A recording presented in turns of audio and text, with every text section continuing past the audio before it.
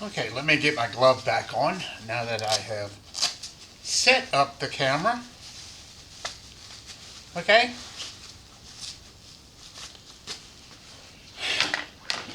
Today, it's about 15 degrees outside. I am freezing. However, I have my field jacket on. I have my watch cap on. I have my gloves on.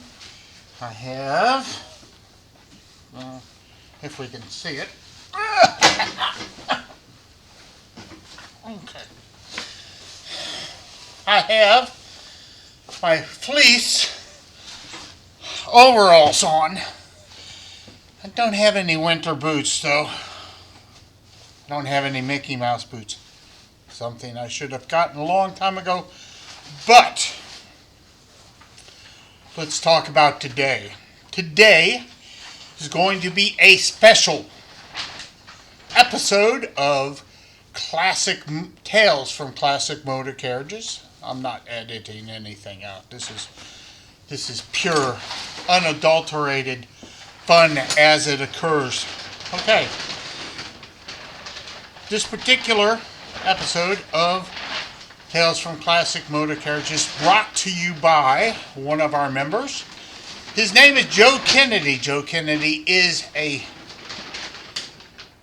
in the process of building this coat, and he's a really nice guy. I love talking to him. But I'm going to show you how nice a guy he is. Let me show you this.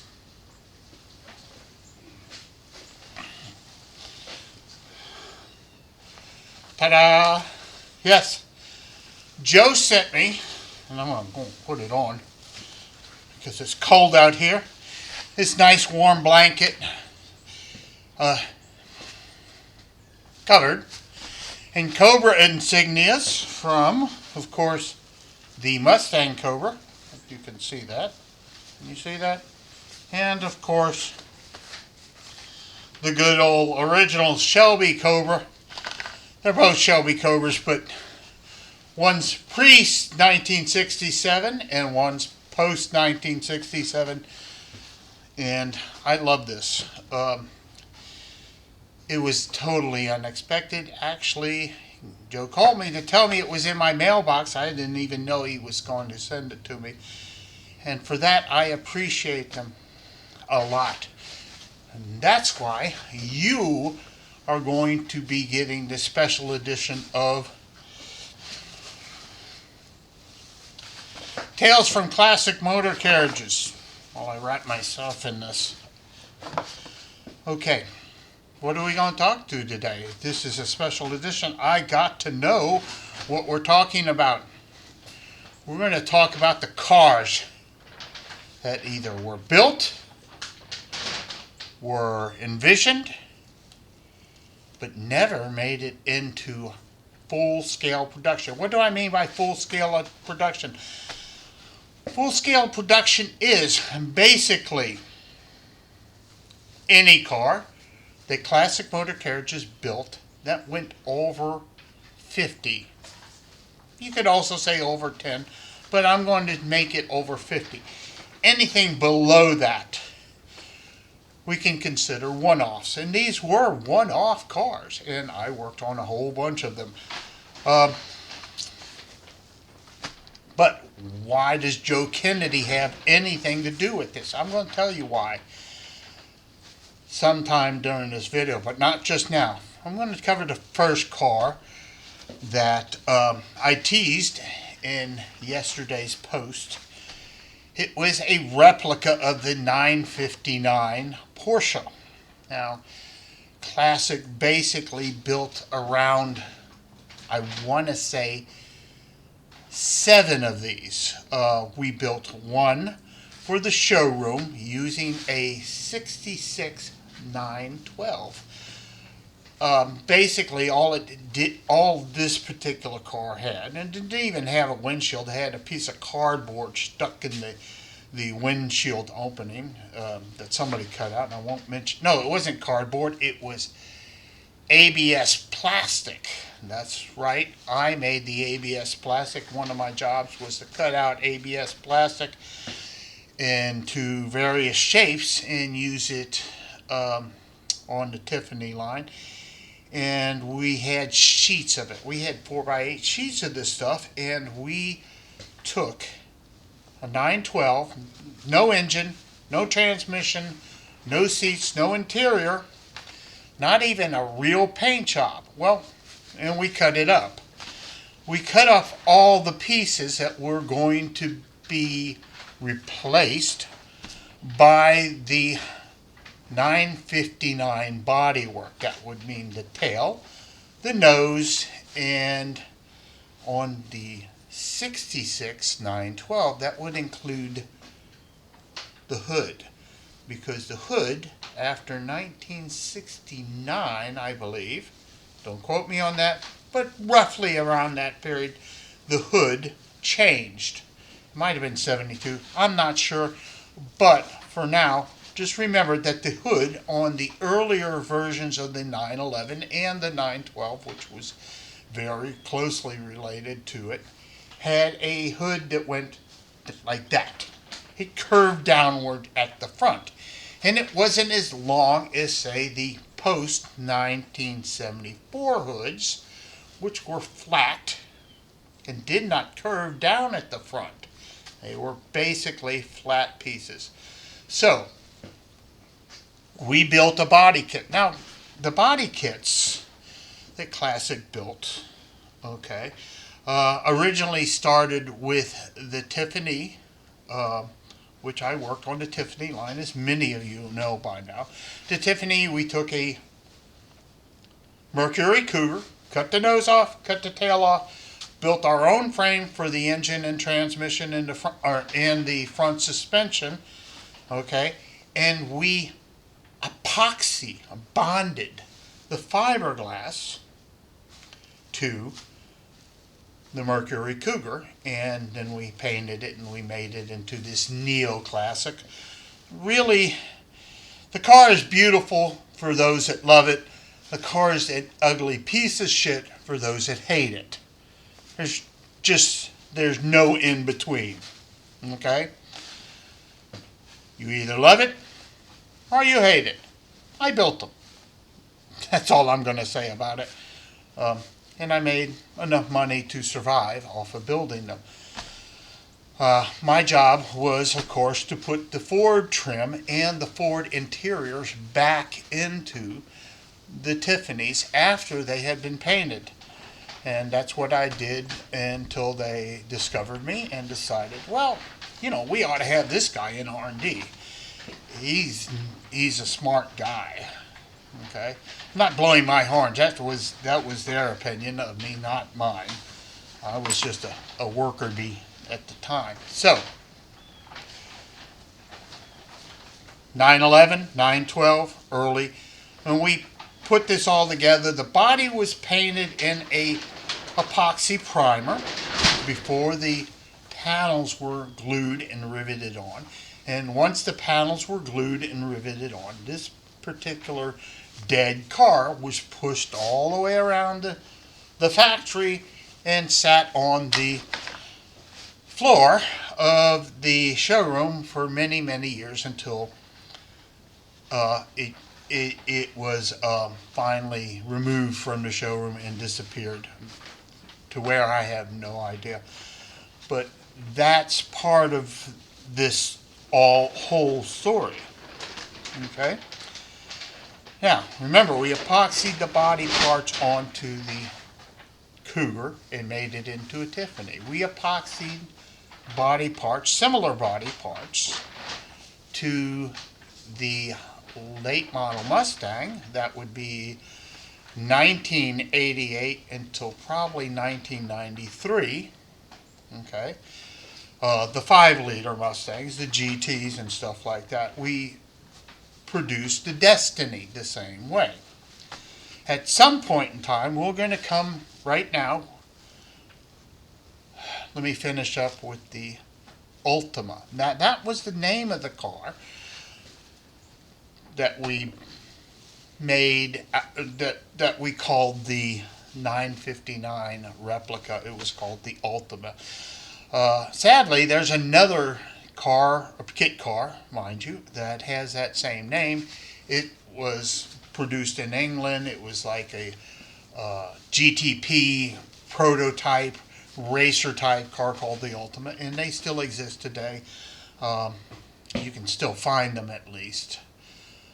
And there would have been issues in the long run if we had to go toe to toe with a British kit car company over the naming rights of the Ultima. So we built about, I want to say about 7 or 8 of these at the most. We also, and that includes body kits we shipped out to Porsche people that wanted them.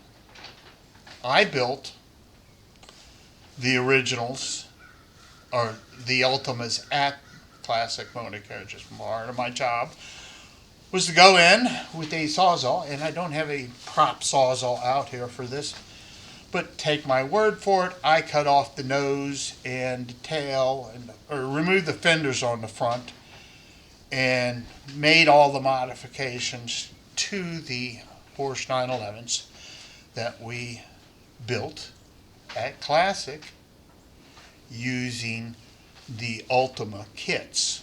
Now, I built a number of them. I built a coupe, and the picture of the young lady and the red coupe is the first car we built.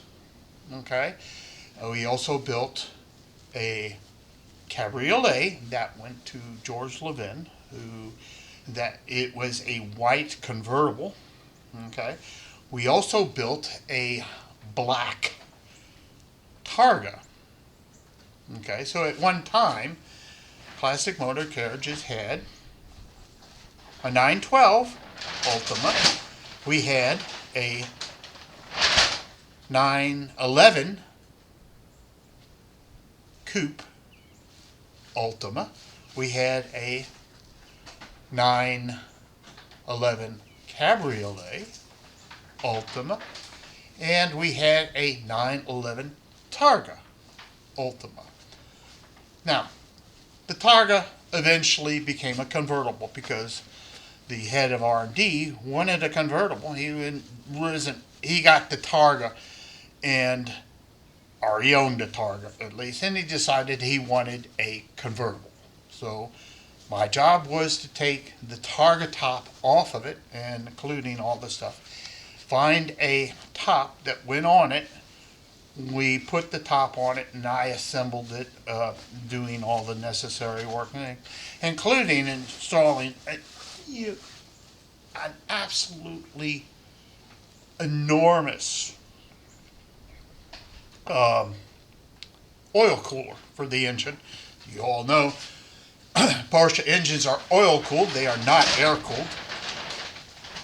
Okay, and they require a steady stream of warm oil, not hot, but warm oil. And we put if you ever look at the Ultima from the front, you'll see they have the same vents on the front nose that the 959 has, and behind that, on the cars that I built, was this giant oil cooler that stretched from one side of the nose to the other, and it was hidden behind the screen that I would put in there. It also had a belly pan underneath the car that I made out of the ABS plastic that would channel the air through the air cooler and out the wheel wells.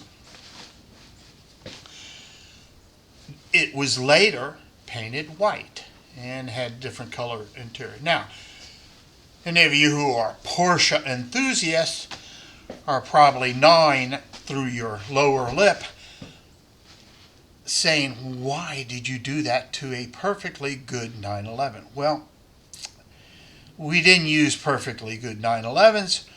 We used recovered theft 911s. It had been stripped out, and the only thing they had left in them was the engines and the transmission. Which means that somebody, I can't imagine who, but you know who did it, put the complete interiors into this, including repairing all the wirings, and I learned quite a bit about Porsche wiring and Porsche in general just by rebuilding those cars. I also did all the electrical work to install the headlights and turn signals and all that other happy horse shit that you have to do when you build a car. The Porsche wiring diagrams for 911s are quite unique, as they are path for power diagrams, which means at the top is where the power source is, and they have vertical lines saying where the power went from, say, the battery to the fuse box to the radio to the ground. That's a simple way. Path for power diagrams can be a bit confusing if you've never run across them before. Me being an avionics man, an electrician, and all that other neat stuff that the Marine Corps taught me, path for power is like second gospel. But we built three or four. We built four. And then I rebuilt one, which makes a grand total of 5. We shipped off 2 to a couple of builders in the South Florida area, and they built Ultimas out of them. I never saw them and never had any contact with those. Now,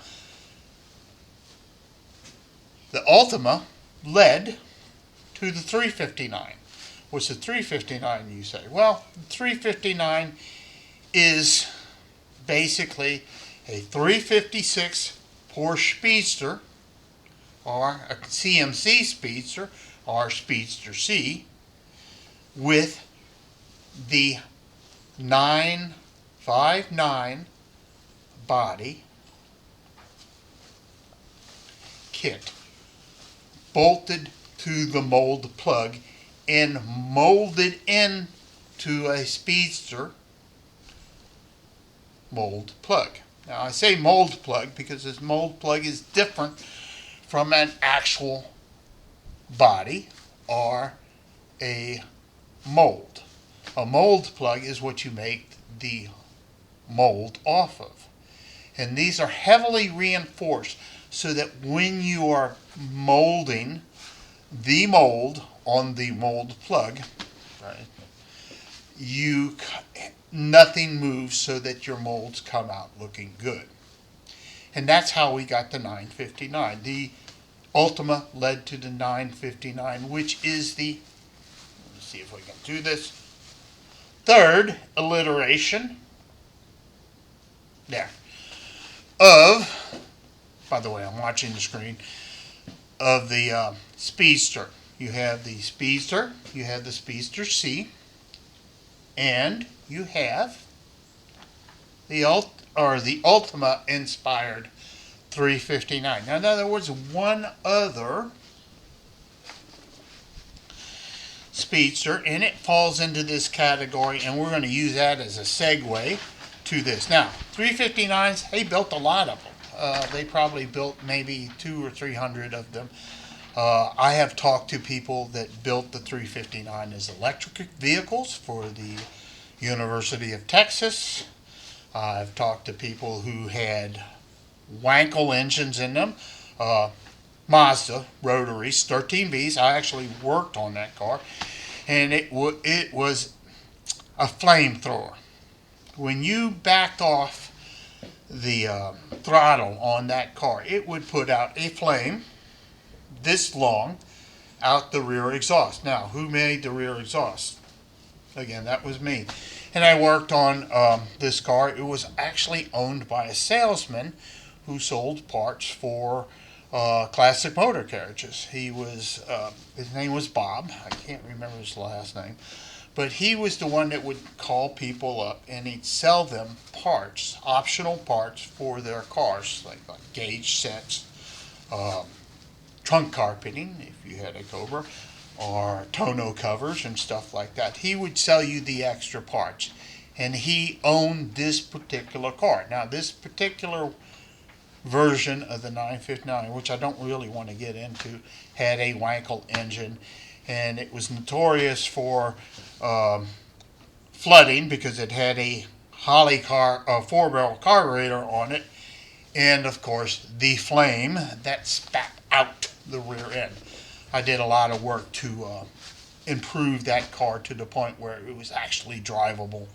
And the reason he picked it up for his song was it was not very drivable. I also built a 6-cylinder Porsche engined Speedster frame, and then put an Ultima, or not the Ultima, but the 359 body on it. So I actually built a 6-cylinder 359 with a 911 engine in it. That was one of my many projects, but we're going to go away from that right now. We're going to our next bond-on fiberglass body parts cars. Now, these were built on Camaros, and they were designed by a man by the name of Henderson, who was, for a short period of time, very short period of time, the president of CMC. And he brought to us a number of unfinished Machiavellis. Now, the difference between the Machiavelli and the Tiffany is very striking. Machiavellis had all their body parts bonded on with Bondo and rivets, and it took a lot of body work to cover up the rivet holes and all the work that was done to bond these panels on.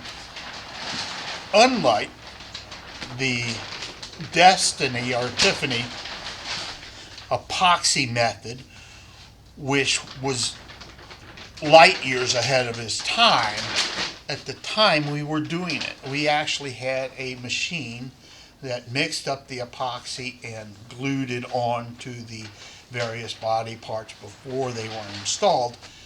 And these, the Machiavellis didn't get that. They were almost immediately sent to the paint shop for body work, or the body shop and then the paint shop, and they were mixed in with Tiffany's or Destiny's being built at the same time. Now, we built about 7 of those, and my job, of course, was installing the rear deck on the Machiavelli and various pieces that weren't put on by the body shop or the paint shop, and of course redoing the interiors, because that was where I found myself at the time. And we built about 7 of those, and we also sold the kits for the rear window hatches. So if you had a Camaro or a Firebird and you lived in Miami, you wanted your car to look a little different, you would bring it to Classic Motor Carriages, and yours truly would put the rear deck on, and we'd keep the rear window, and you'd have a neat looking piece on the back of it. Not a great piece, but a neat looking piece. That went on until Henderson abruptly left. Which brings me to the reason he left, and I've covered this before. I'm going to cover it real again quickly, very quickly. The Calblixi. What was the Calblixi? Well, the Calblixi was a replica of a London cab using the same method that we built, or that we did for the Tiffany, which was epoxy paneled bolt, or glued on, or epoxied on to the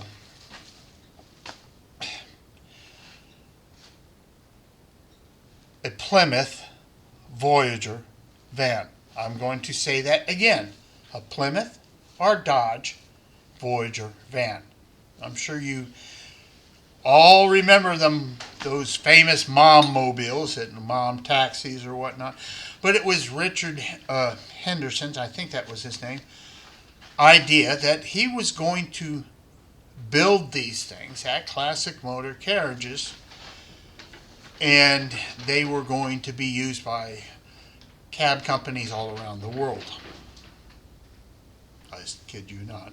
That was his idea. It ended up in the back of the factory where I was working at the time, and one night as I was closing down, I walked up to it, and it had gotten a bit of dust on it, and I wrote on the windshield, "Fugly." I probably shouldn't have done that, but I did anyway. Okay?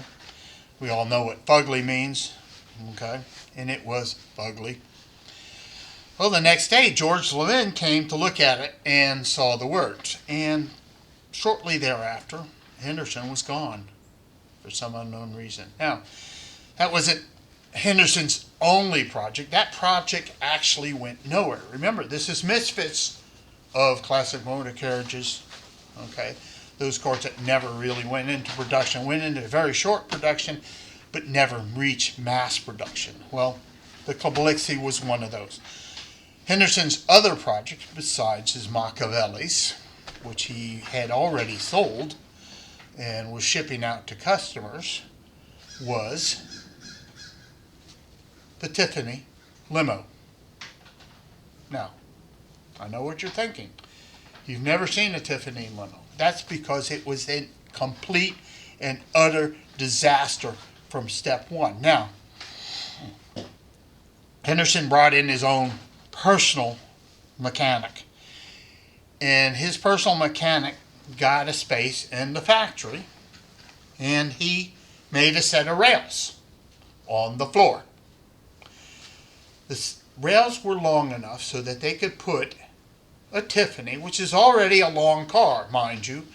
It's certainly longer than a Mercury Cougar or a Ford Mustang, but he put the rails down there, and they took a Tiffany and they put it on these rails, and they cut it in half. Now, these rails were actually bolted to the ground, and there was a set of wheels that bolted to the chassis of the Mercury Cougar. They cut through the middle, and this mechanic, who had probably about 7 Matco full toolboxes. I mean, these things were massive. These toolboxes were bigger than a Cobra, and he had 7 of them, and he had all his stuff in there. And they would pull it apart. And then he went in there, and he had the metal shop work with him. And the metal shop extended the Tiffany. And they extended the roof, they extended the side. You had 2 doors in the back, you had the 2 doors in the front, you had the roll-up window inside of it. But it had one issue.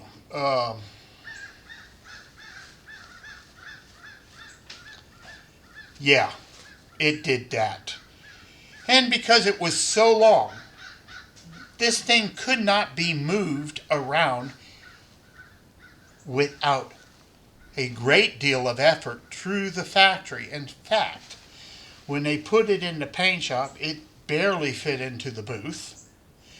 And when they went to take it out, they had to drive it through the fence, or they had to open up the fence outside the paint booth so they could drive it out through the parking lot and all the way around to the other end of the building so we could work on it.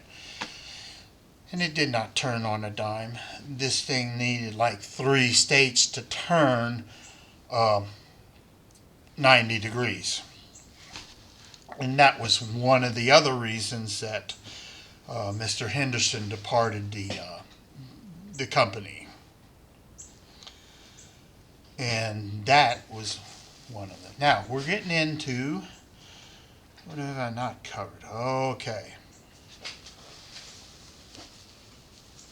Okay. Remember this? Remember this blanket? Remember where this blanket came from?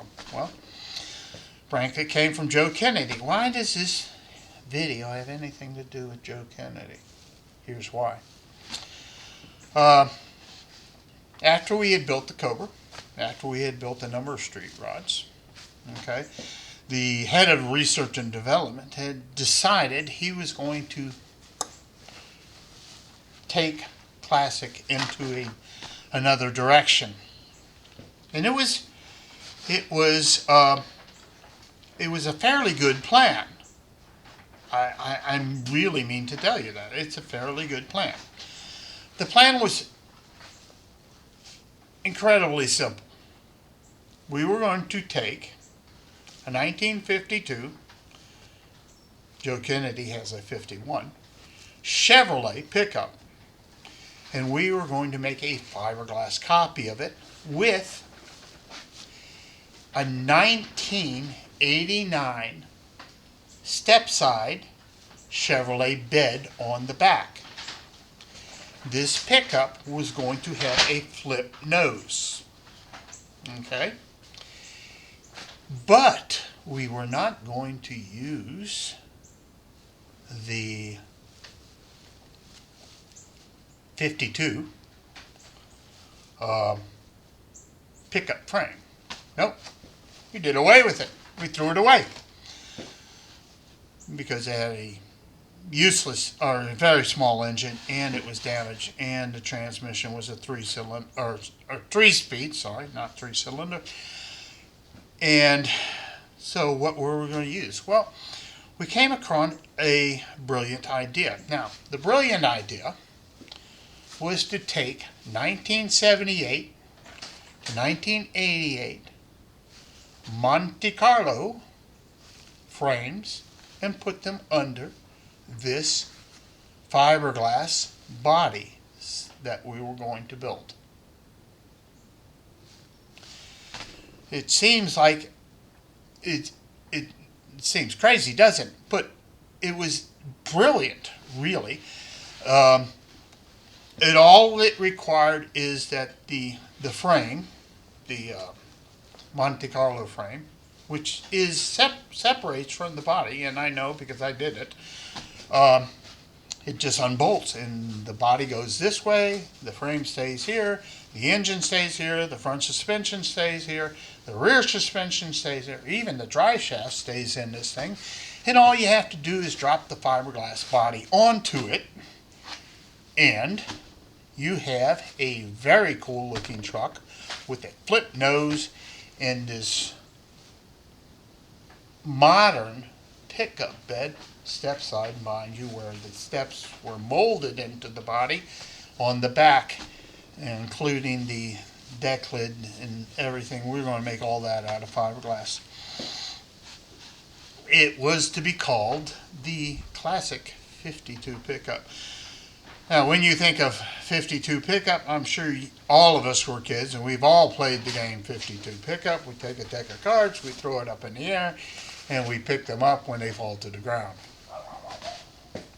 And I actually started writing the book on how to do that. I wrote the book on the disassembly of wrote the chapters on the disassembly of the Monte Carlo and the various things that we would have to do up until the point where we started doing the body. We never made the mold for the 52 pickup.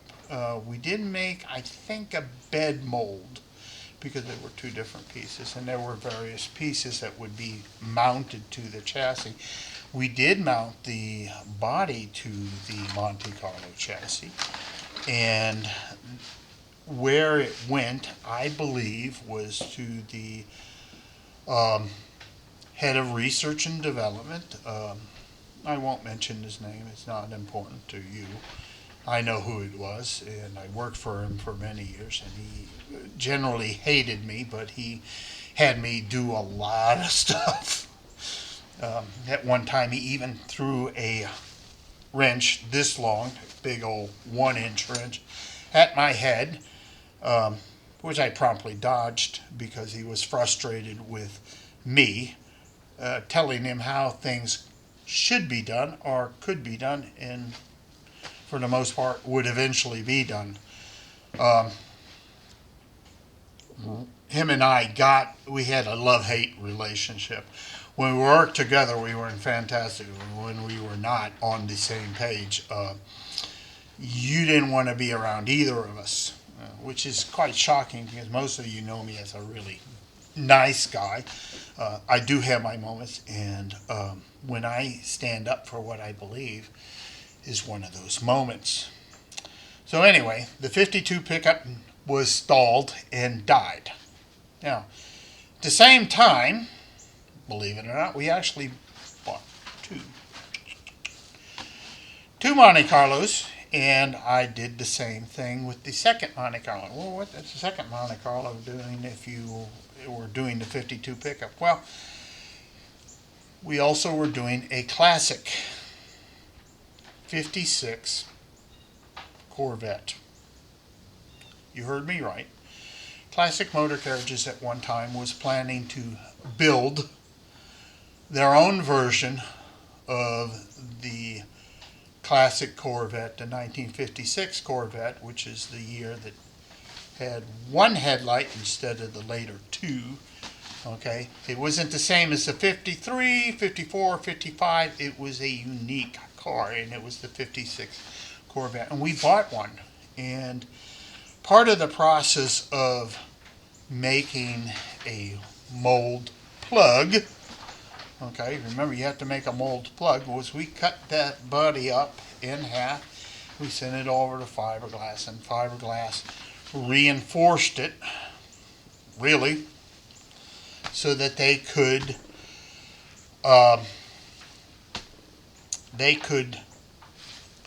make the mold. And they did make one mold, I think. I believe they did. I remember we did not use the original for the mocking up of the classic 56 Corvette on the Monte Carlo frame. Yes, that's the other thing we did. We were going to do the Monte Carlo frame to build the classic Corvette.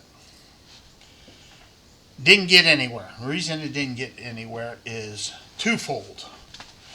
One, Corvette price parts are notoriously expensive. If you ever complete a Corvette or build a Corvette on your own, you will find that out very quickly. And two, the 56 Corvette is unique in that it had the steering behind the rear front wheels. It steered from the rear, basically. All the steering box and the linkages and the tie rods and all that were all behind the front suspension. The Monte Carlo, not so much. Everything on the Monte Carlo was in front of the front suspension, the wheels, and all that. That was an issue. Why was it an issue, Mike? It's easy because the nose in front of the front suspension is only this much. Okay, you needed that much. Okay, let's do that again. 56 Corvette normally this much in front of the wheels. You needed this much in front of the wheels. Killed the project. Now, we could have built our own frame. We could have used the Mustang 2 front suspension just like the Cobra. We could actually have used a Cobra chassis at the time. We had them but we could have used the Cobra chassis, but we didn't. Word came down that the project was canceled, And shortly afterwards, the head of R&D was gone. Wait a second. Oh, yes. Which brings me to the third project that never got into works. That was a late model Cobra chassis with a late model front suspension. Now, if you know anything about the Cobra, or rather the 5-liter Mustang, the 5-liter Mustang, and we had a lot of them. We had tons of them because we were building the Destinies at the time. So we took a Cobra chassis, very similar to this, and we took all the Mustang 2 components off the front end of it, and we put basically the front suspension mounts from a Destiny onto a Cobra chassis. Well, here's the problem with that. McPherson struts are like this tall. I'm not kidding you. They're huge. And that's why if you look at the Destiny, you'll see this huge headlight housing molded on top of the fenders of the Neoclassic, Tiffany, and the Destiny, because they use basically this same front suspension. And to adjust the alignment on the Tiffany or the Destiny, you had to take the headlights off, because right inside was the top of the Mustang or Cougar McPherson struts. True story. When you put the Cobra body, and I'm going to show you the Cobra body just for a second. There we go. If you put, if you put the Cobra body onto this frame with the late model Mustang front suspension, late model rear suspension, put the body on that frame, this much of the McPherson struts had to stake out through the top of the fender. Killed that project too, which was probably a good thing. It was probably a merciful death. What we should have done is made a Neoclassic Roadster, okay, using the Cobra frame and probably a cabriolet center section, okay, with the Destiny or Tiffany rear end, the front body parts of, say, the Tiffany or the Destiny, but shrink it. So instead of being this big long beast, it would have been a lot shorter, had Tiffany, Destiny rear, middle section would have been something Neoclassic with a real nice windshield, and of course the Tiffany and Destiny front suspension. It would have been a nice car. Don't get me wrong. It would have been cool looking, but we could not build the Cobra with it, and that project got killed. Now I want to go back to another one.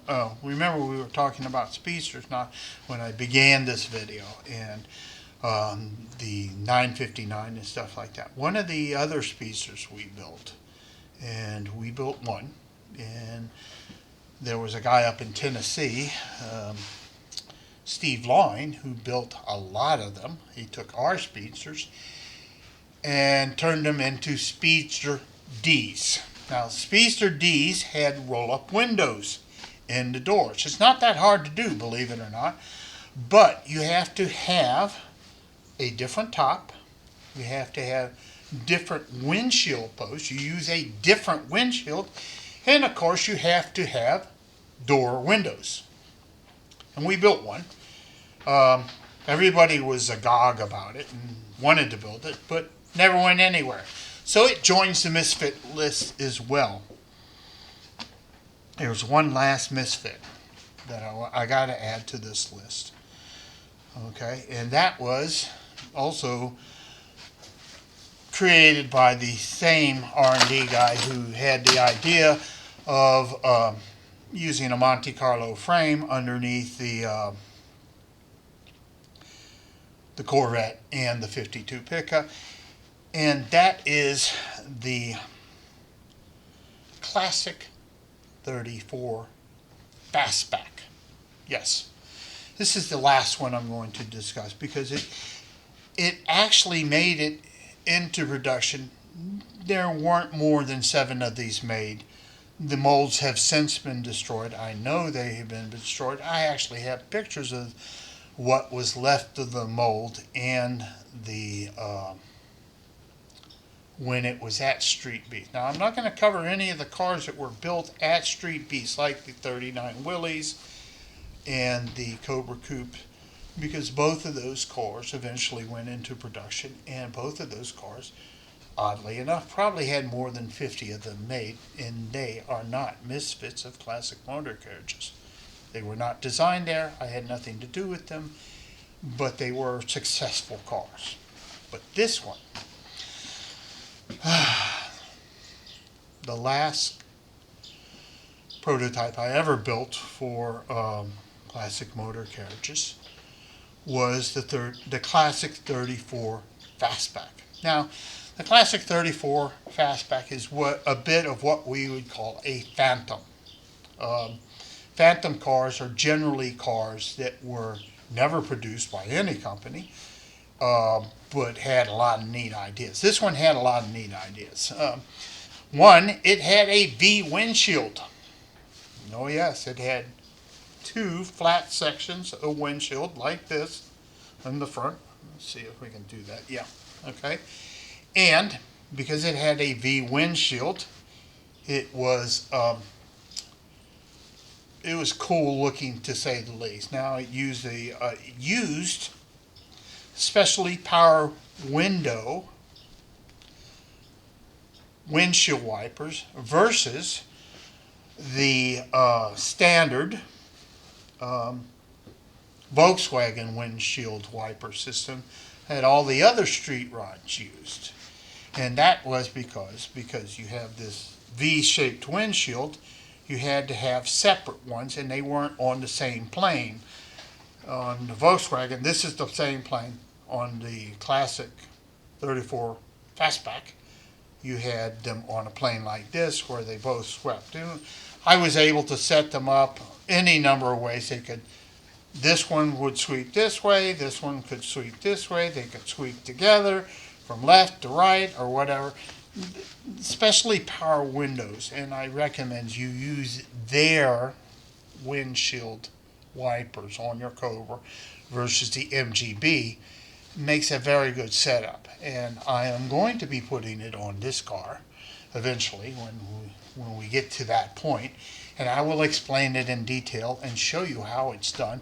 I've done it on a number of different cars, especially the classic 34 Fastback. Now, to cut corners, the classic 34 Fastback used cabriolet doors. Cabriolet doors don't have a top section to them. They're flat on top, which means that the windshield came up, and on this particular car, it sat against a rubber molding that was in the door opening. Generally, these are known as hard tops. Hard tops have windows with a frame that go down versus the, let's say, a Volkswagen window that goes up inside of a door frame or door and down back into a door. And if you look at the classic 34 Coupe, you'll see that the window up went all the way up while not being inside the door. The Cabriolet, because it was unique, did not have it roll because the doors did not have a upper part of them that the window would ride into. That was one. Now, the Classic 34 Fastback also did not have a trunk. In fact, it had a roll bar inside from door hinge post to door hinge post.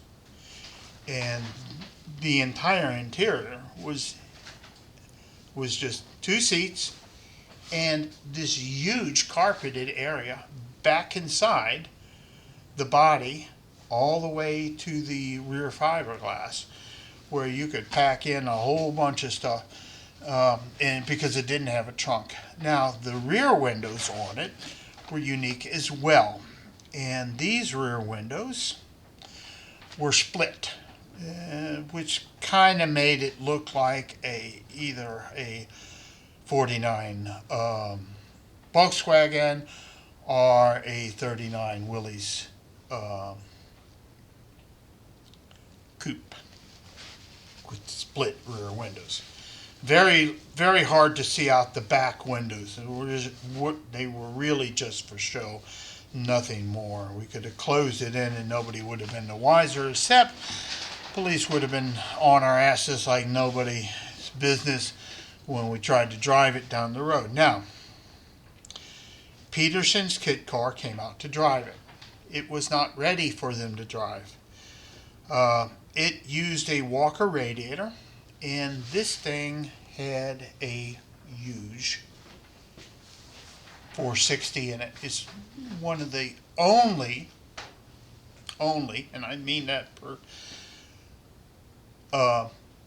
classic built street rods that had a 460 engine installed in it. And we did a lot of work to make sure that 460 fit into the street rod chassis. And part of the things we did with this particular car is we put a Walker radiator in it. Now, the Walker radiators had reinforcement struts. The reinforcement struts are fairly simple.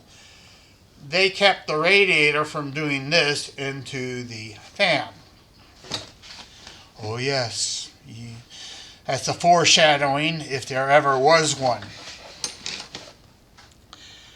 And they gave this car without the struts to Peterson's kit car to drive around Miami. And it had a 460 in it. And it was ungodly fast.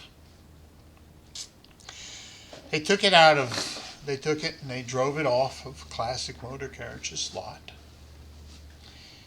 And they stood on the accelerator pedal trying to cross the street. At which time the fan, and this particular car did not have an electric fan. This had the high volume, fixed, high pitched fan that I always used on Mustangs that had cooling issues in Miami. This was a fan built by Classic Auto Air, and these were great fans. I mean, they sucked air into. They were not flex fans. These fans didn't move. They had about a 45 degree pitch, or maybe 40 degrees, but they had a really sharp pitch. And when you know anything about aircraft like I do, you know that the sharper the pitch, the more air it's going to pull in to the engine or through the radiator. And this one pulled the radiator into the engine, and there was this huge cloud of smoke, and the entire engine dumped every last bit of its radiator fluid onto the ground and covered literally the front of the entire car with green mess. Peterson was not particularly what's the word I want to use? Impressed with the car. They gave it a really scathing review. The fact of the matter is that they should have never done that. The people that gave the car to them should have been fired on the spot. And because I had not finished the car is the way it was supposed to be, and I had not even test driven it yet, this was a huge oops, for lack of a better term. And they wrote us up a really nasty article in Kit Car, and yet they still put it on the front cover of the magazine. I wish I had that magazine. I wish I had a copy of their review. It wasn't a great car. It was one of those cars that was a valuable learning lesson for classic motor carriages. We learned how to put a 460 into a street rod, and we learned everything we needed to do to it. We learned about a number of different things that would have been very beneficial if the company had stayed in business, especially if we had been able to figure out how to build kit cars on a Monte Carlo chassis. 1978, 1988, that's a 10-year span.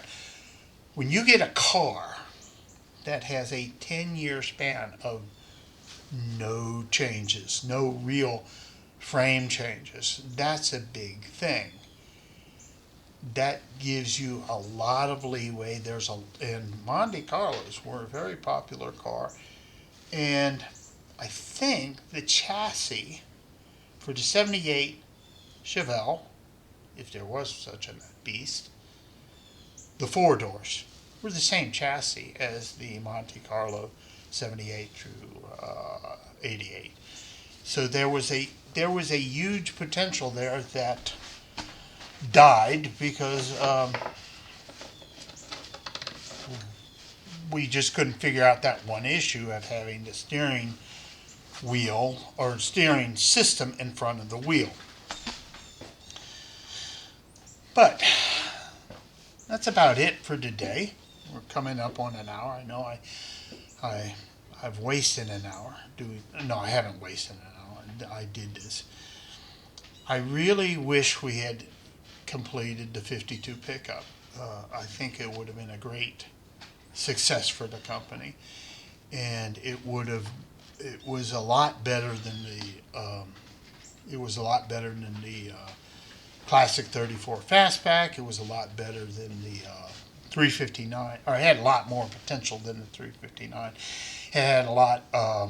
It would have sold well, I think. The issue being the reason it failed had a lot to do with the 34 fastback, which was also being built at the same time. 34 fastback, one prototype exists. I have no clue where it is. There's one other car. One other car I want to talk about, and this is a car that I don't know if it was built by Classic. I've always heard rumors that it was. Classic had in its possession, and it has since moved on to greener pastures, a 1927 Bugatti Royale. And I think I've mentioned this in the past, but I'm going to mention it now. That was a total misfit. It was built on a 1976 GMC motorhome chassis. It had bus tires for wheels. No kidding. And it was literally a beautiful car. It topped out at 55 miles an hour. I was the only one allowed to drive it to and from the owner's residence. And when it came down to see me, I was the only one that was allowed to work on it, like most of his other cars, because they trusted me a lot. Because they knew if you ever sent Mike to go get a car, Mike went and got the car, Mike came back. No stops in between. and Mike drove it like a trusted employee would drive your car, or a chauffeur. And I never did anything stupid with the cars that I drove, except for that time I flew that one Cobra, and of course doing 140 on an unfinished section of I-75 just to see why the supercharged Cobra was shutting its engine down. But I did that for reasons of discovery and testing. But anyway, this has been Tales from Classic Motor Carriages, the Misfits edition. I hope you enjoyed this. I want you to know, and you can tell Joe Kennedy I said this, I love this blanket personally. It's going right next to my Whoopie. And if you know anything about Marines and you know anything about Whoopies, Whoopies are poncho liner, and they are godsends. And right now my feet are frozen inside my shoes because it's about 15 degrees out here. I don't have the heater out here today because I put the heater in the dog's barn, and I'm talking too much. And this is the end of this video. Take my gloves off because I have to end the video and start putting it onto YouTube. Thanks again, Joe. I really appreciate it. Oh, by the way, there's one other thing. Joe has a secret project he's doing for me. Oh, yes. And shortly, I'm going to be wearing it. I don't know when. We talked about it last night.